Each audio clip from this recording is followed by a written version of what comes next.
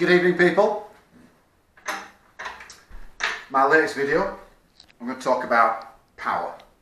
Power meters, what is power, how we measure power, the relevance of power.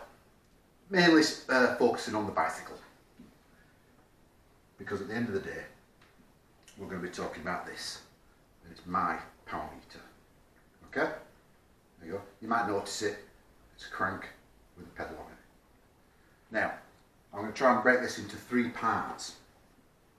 Part one is what is power, how we measure it currently, why we measure it. Part two is my power meter and how it performs on a bike, on a stationary trainer. And part three is the science, so actually how I've done it. So, you know, it shouldn't take long, but, you know, bear with me. You'll learn something because, of course, every day is a school day.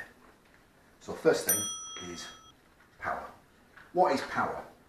So, James Watt, Scottish guy, 18th century, he coined the phrase of power and horsepower. So, power and horsepower. That was the unit of measurement at the time. Because James Watt, he developed the steam engine. Didn't invent it, he developed it. And he come up with some revolution into making a steam engine more efficient. And he wanted to prove to people how powerful his steam engine was compared with the current mode of power transport at the time, horses. So we've got horsepower. His steam engine, he says, look, it's got 20 horsepower. It's as powerful as 20 horses. You can see the problem with that, 20 horses. Well, what horse are we comparing it to? Big Shire horse? Little pony? Who knows? So a bit later on, we had a guy called Joule. English, 18th century. Brilliant guy.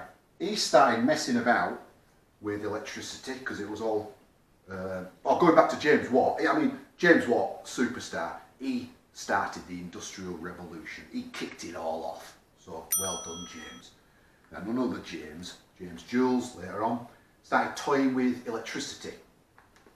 And he come up with the notion of energy. Energy as in terms of work done. So, work done. So, typical example of work done. I'll pick this up. I've done some work. Yeah, check out my guns. So that's work done. I've picked up that weight. I've picked it up at a certain speed and a certain height. You can put a figure to that, and I'm not going to go into the maths behind it of the figure. But you come up with the unit of measurement, joules, work done. It was more from electricity, but he showed very conclusively that it applied across the field of energy production. He worked with a guy called Kelvin in the 18th century. You've heard of Kelvin, have you not? He came up with the Kelvin's temperature scale. So they worked very closely together. Kelvin's a bit like degrees C. So, joules, Kelvin, who's the other guy? Watt. They came up with this equation. Now I'm going to refer it to rotary power because this is what ultimately we're looking at on the bike. So imagine, so we've got a crank there, there's a pedal.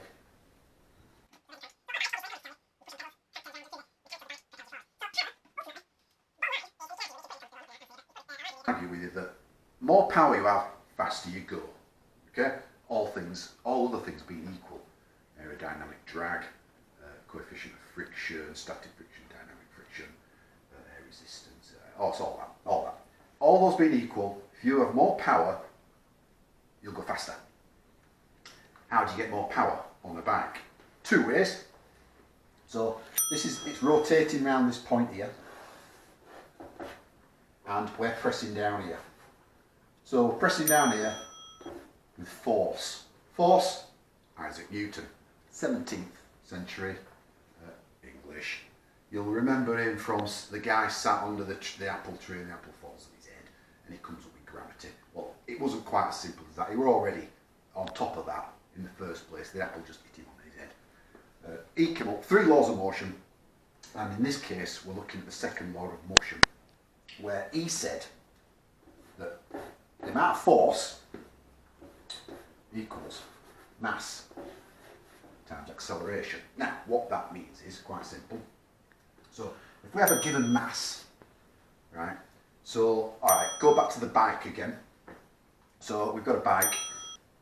I'm not going to draw it. A bike of a known mass. If we want that mass, me and the bike, we want to go faster, we want to accelerate, don't we? So, the mass remains constant, right?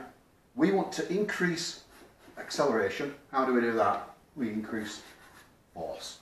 We increase the force pressed down on the pedal. Okay? Right. So there's 2 ways I said we can do that.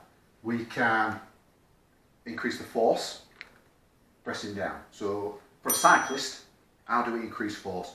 A good way, strength training.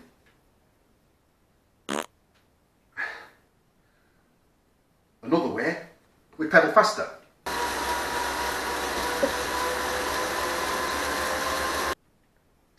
Or if you could do it, if you can do both, even better. In terms of rotary motion on a crank on a bike, ultimately, bottom line is the force that you press down on there is commonly known as torque. Tau? Maybe, I don't know. So we've got power. Oh, going back to power, the unit of measurement at the time was horsepower, forgot to mention, because we couldn't determine what a horsepower was really. They come up with an SI unit of power. So SI, Society Internationale, and a unit of power, and the unit of power was surprisingly watt. Okay, and that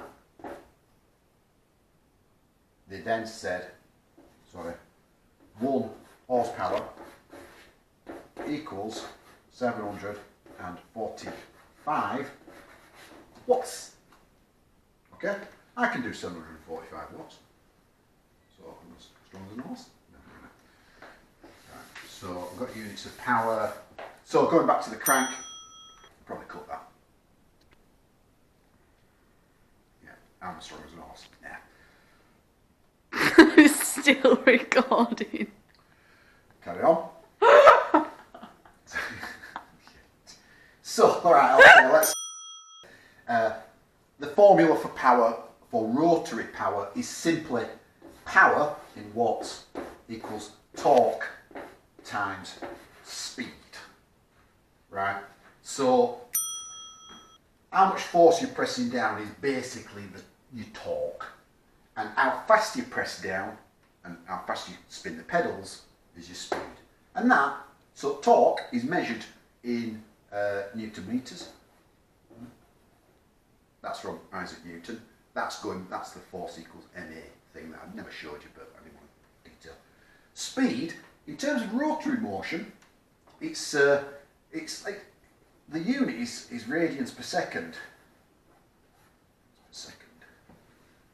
That's what we've got. That's bottom line. So all we need to do on a power meter, we need to measure the force pressing down and the speed of rotation. And we do actually get it from cadence, which is the common terminology for how fast we pedal. You can work out the angular speed, and that'll give us power. Now, that's a little bit of theory. So, why do we, on a bike, why do we want to measure power? Like I said, more power you have, faster you go. So in cycling terminology, so you can use power, a number of things. You can pace yourself correctly in a race. You can train correctly. It's no point, like the old days, you used to go out, do loads of miles, bash about for a bit, and you come home knackered and you think you've had a good ride. But nowadays, it's all done scientifically. I'm going to go out and do a endurance 2 base session. So that's riding at for so many hours at a certain power, and you try and hit that power, and then you come back still knackered, but at least you know you've done an endurance session. Or if you want to go out and do a sprint session, so I want to go out and do lots of sprints at 1,000 watts, as hard as I can, and you do however many of them you can. Right, let's just get a concept of levels of power. So that's why we measure power on a bike. I could talk for hours on why we measure power on a bike, but there's loads of websites that harp on about why we measure power. I've been harping on about measuring power, as most of my cyclist mates know, for the past 10 years. And now everybody's got a power meter. You see, told you. Power levels. Let's look at power levels. Now, say somebody like Mark Cavendish. So Cav, superstar that he is, he could put out, say, just to give you an idea, say 1400 watts, 1400 to 1600 watts. Right. Now, not many of us could do that. Most of us could maybe do, could do 1,000. You know, a trained person could do maybe 1,000 watts. So that's what makes him special, because he can put out those sort of values. But even better for Cav, he can put out those values at the end of an 150 mile, 200 miles race. Right, end of 250 miles, I can barely just get off my bike and get in the shower. Never mind put out 1,000 watts. So that's why he's a superstar, and I'm not. You've got different levels. You've got like a Chris Hoy, right? Sir Chris Hoy. You ready? 2,500 to 3,000 watts. Flipping heck. The problem is with Sir Chris, he can only do it for about 10 seconds. Cav might do that for 20 seconds. Because it just dies off, your power just dies off. You can't keep doing that forever. But the reason why Chris Hoy can do that is he spent most of his time in the gym, and he had legs this big. So that's power levels. On a good day, in the past, I've done 1,200 watts, maybe a bit more, 1,250 watts, and that's good enough for a win. Right? So, but I know people who have won races with 1,000 watts, because it all comes down to race tactics, and you don't know what's happened in the previous 30 miles. That guy who's won the race at 1,000 watts, has he just battered everybody at 400 watts and blown them off the wheel, and all he has to do is 1,000 watts and he wins the race. So race tactics comes into it. So that's levels of power, why we want to measure power. And so the next bit is, well, how do we currently measure power? Well, let's just go over here and I'll show you. So, how do we measure on a bike currently? Okay, I've got my 2 bikes here. All got power meters on, obviously. The first one, this is a crank-based power meter. So there's the power meter there. Right. So it measures. So I press down on this pedal, and this can measure the force going through the chain set, and ultimately via the chain to the back wheel. Now, I won't go into too much details, but basically a crank-based power meter. Okay. The other method, pedal-based power meter. So there we have Garmin Vector 3.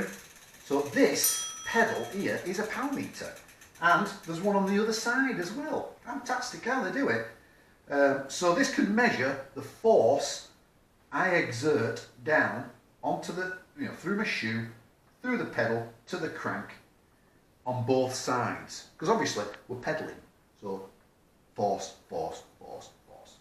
So 2 methods there on a bike. There's other methods as well. There's the crank system, which is just it measures the power on one crank, and funnily enough that's what I've made, because that's the simplest. So that's how you start things.